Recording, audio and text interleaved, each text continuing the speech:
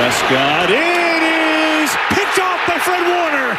Warner's got it. Lamb chases him down, and a second interception today for the 49ers. Now, back to Willard and Dibbs on 95.7 The Game.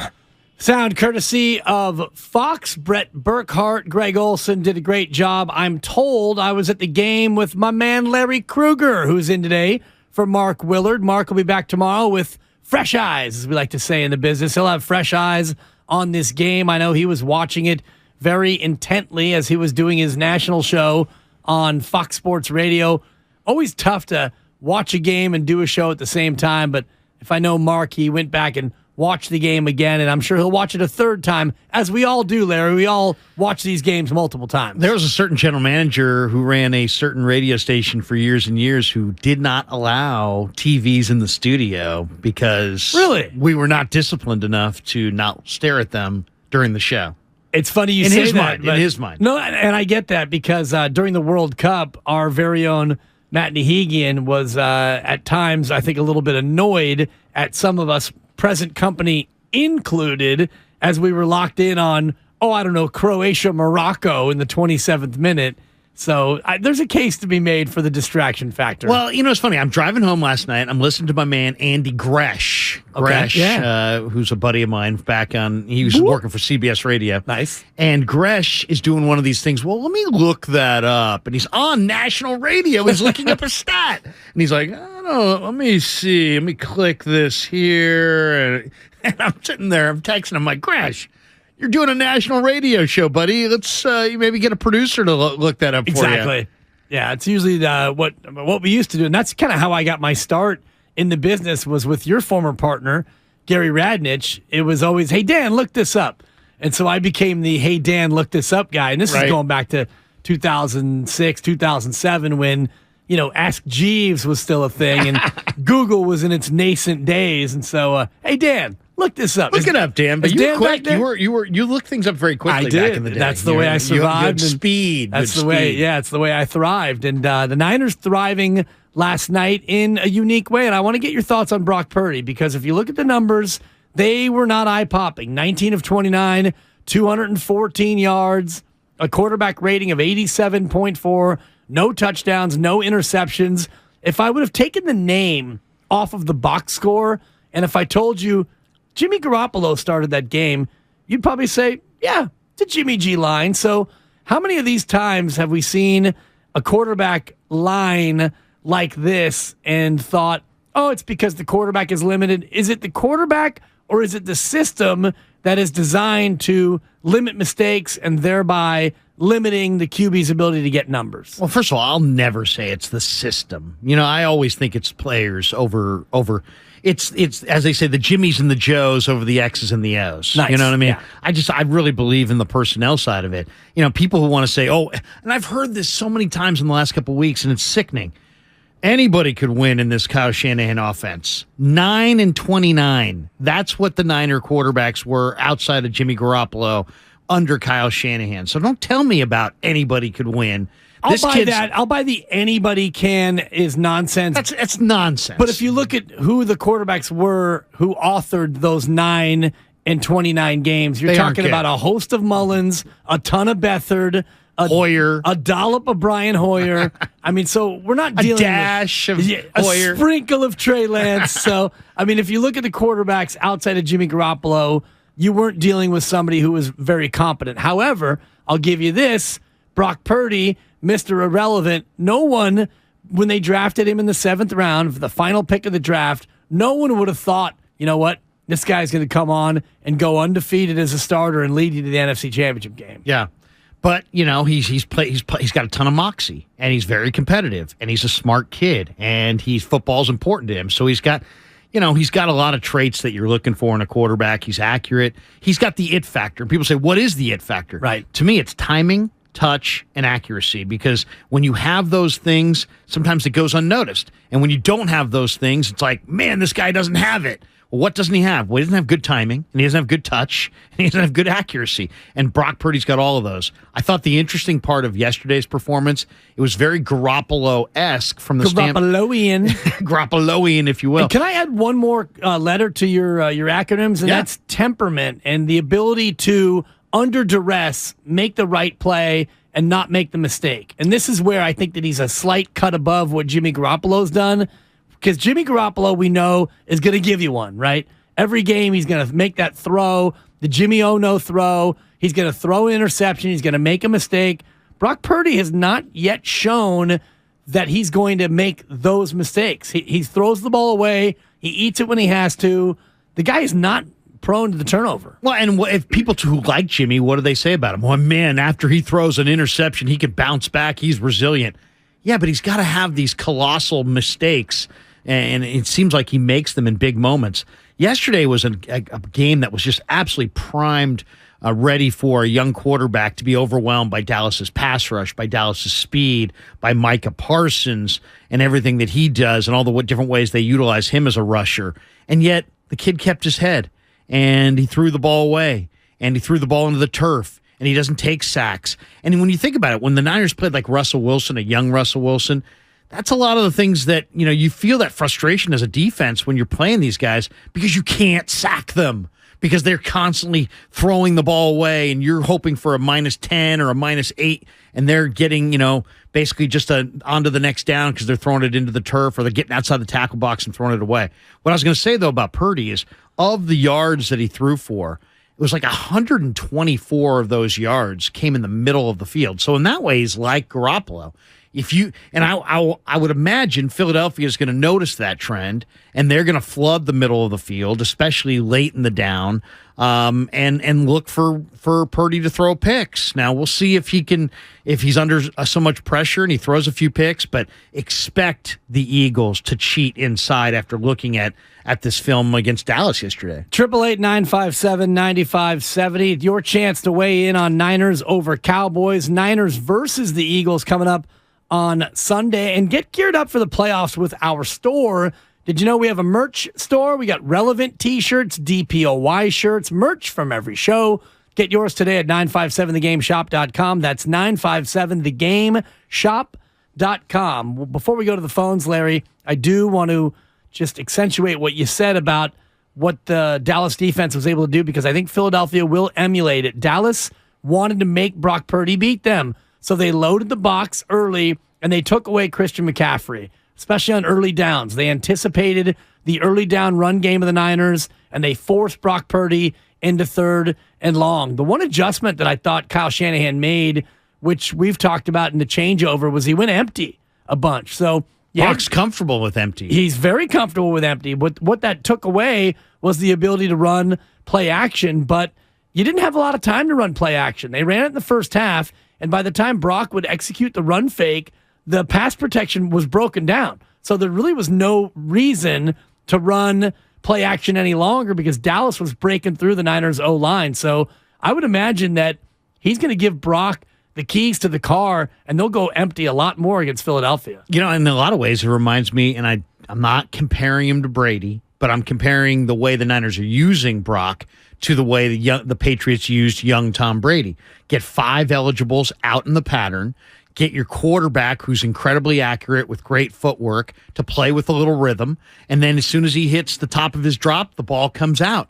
And if you put 5 guys in the pattern, now you got to cover 5 guys. And if the thing about the Niners that makes them so difficult to defend, and Lowe and I hit on this in the pregame, is that they have McCaffrey, they have Mitchell, right? They've got all these different weapons, Debo. But now every single one of their offensive weapons can be in any of the other spots. Exactly. You can have Kittle in the backfield. You can flex McCaffrey out to the wide side of the field. You can use Mitchell out of the backfield or in the backfield or line him up at tight end or H-back. These guys are so versatile, and they can all play all the different spots. And that's what I was noticing last night formation-wise, because we know that they love to run a ton of 21 personnel, 2 running backs and 1 wide receiver.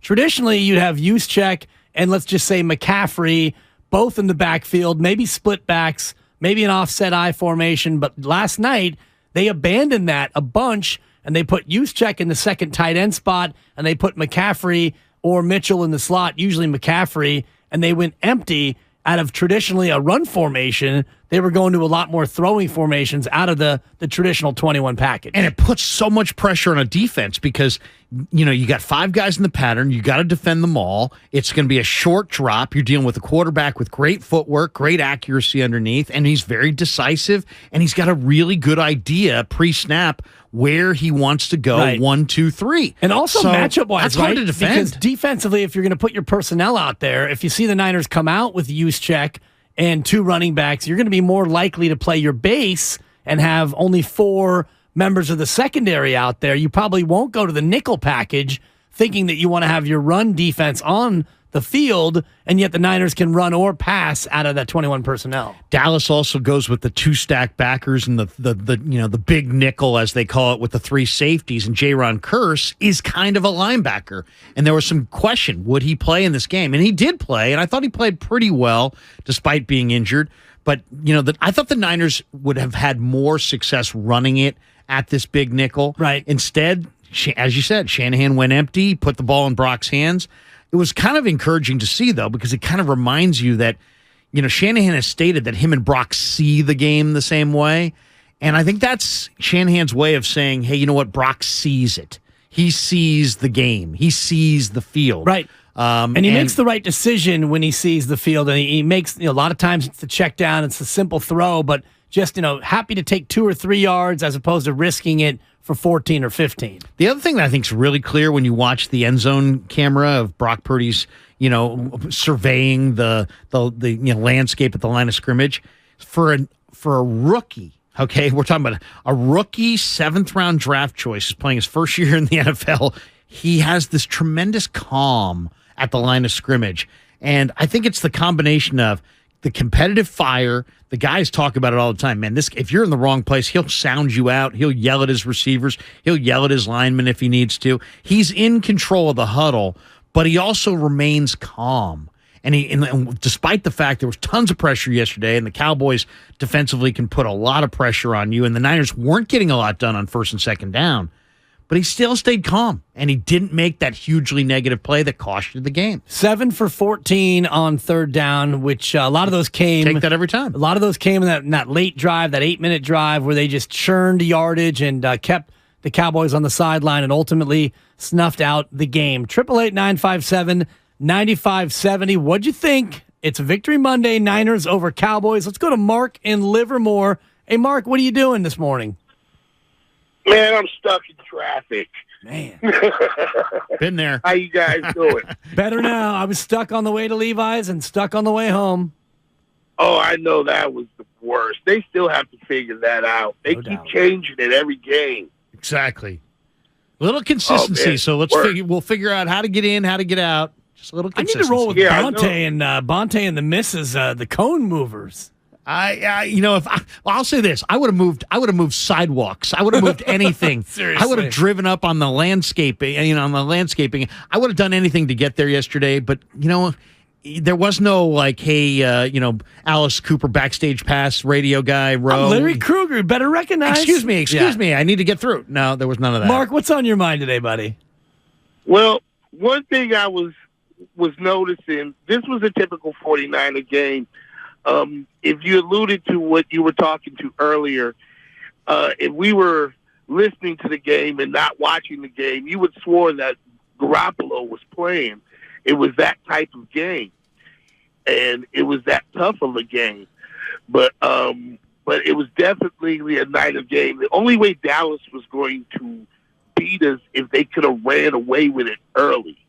And when they didn't, when it was 6-6 halftime, you knew it was only a matter of time before we flipped the switch on the momentum and just take it over.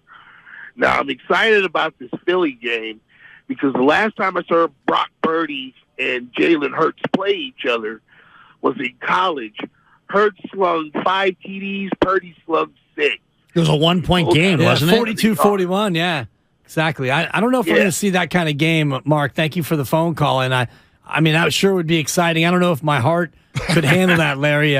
that level of a shootout. But you saw last night early on that this was going to be kind of a tough slugfest, a defensive kind of ball game. But the Niners, to Mark's point, this was a typical Shanahan game. 30 or more rushes, check the box. 33 minutes of time of possession, check the box, and a sturdy defense that held up when it needed to. Yeah, and offensive balance. Yeah.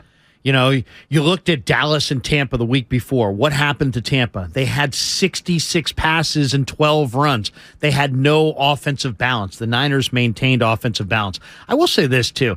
Not every one of these games in the playoffs is going to be a a picturesque, incredible piece of artwork. These teams study each other. They know each other's tendencies. They have a week to prepare for one another. They know how to turn off each other's water.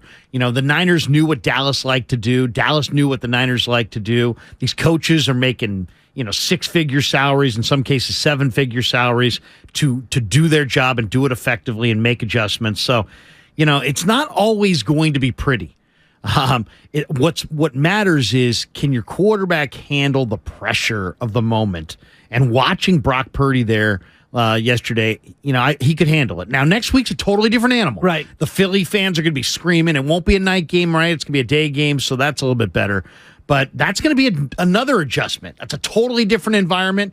And the Eagles have, I think, they do have the number one pass defense in the NFL.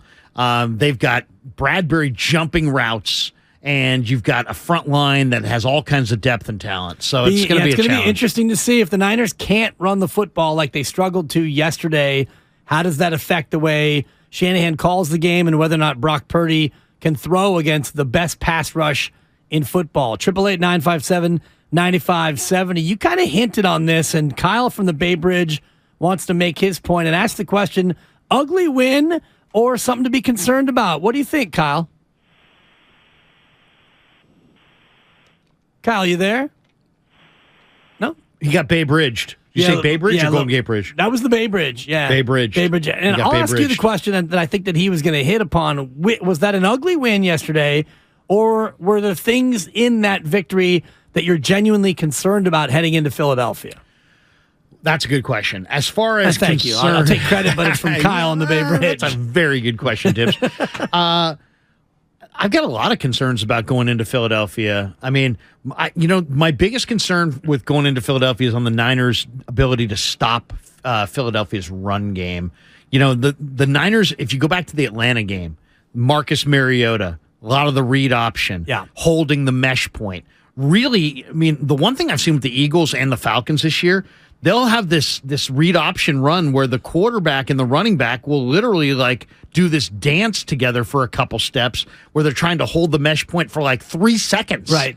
And that freezes the linebackers, and that creates space and creates problems for the defense. So the Niners struggled against the Falcons. They lost that game. Yeah. They struggled against the read option. That was a bit of a weird game. That was the second game of a road trip and a lot of injuries. Yeah. I'm not going to excuse it. That's a game, actually, that I saw them losing just based on the schedule spot and the injuries. But Arthur Smith had a great game plan. Absolutely. But to your point, exactly what you're describing is what Philadelphia does so well. 44 carries for 268 in their win over the Giants on Saturday. Yeah. I mean, and Miles Sanders is a tiny little back. He's hard to find.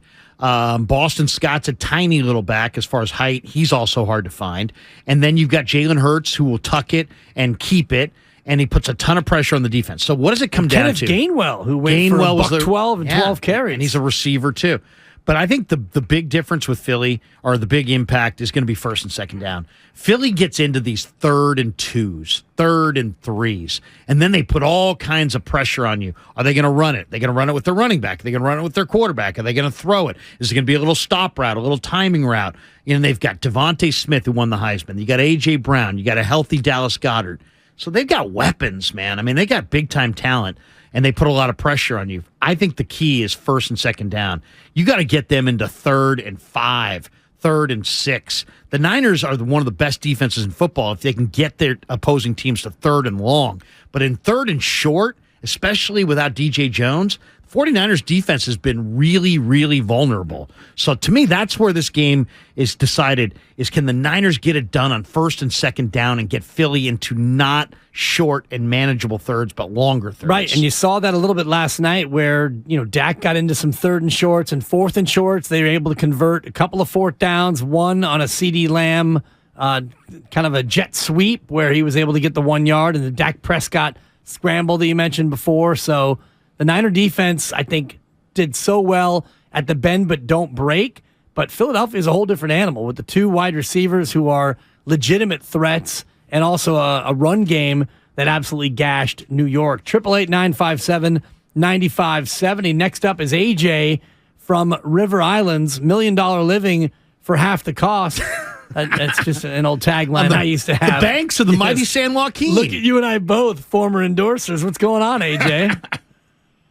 That was I had to introduce myself as that because I knew you used to love River Islands. I don't know where the love is now since you don't talk about it anymore. But I would love to talk about it if the people from River Islands are out there. I'm still here, still a big fan. $1 Million Living for half the price. Lots of multiple floor plans, and there's a K through 8 that's starting up, and beautiful parks too, and trailways as well. Don't you try to one up me, Larry Krueger. Parks, lakes, river, a lot of farm smell as well, and it will take me triple the time to get to the Levi's versus you guys. The mighty San Joaquin, and they have a nice little brew pub there as well. You sit on the boathouse again, Larry. Don't try to steal my endorsement. Dan Dibley here for River Islands. Go ahead, AJ.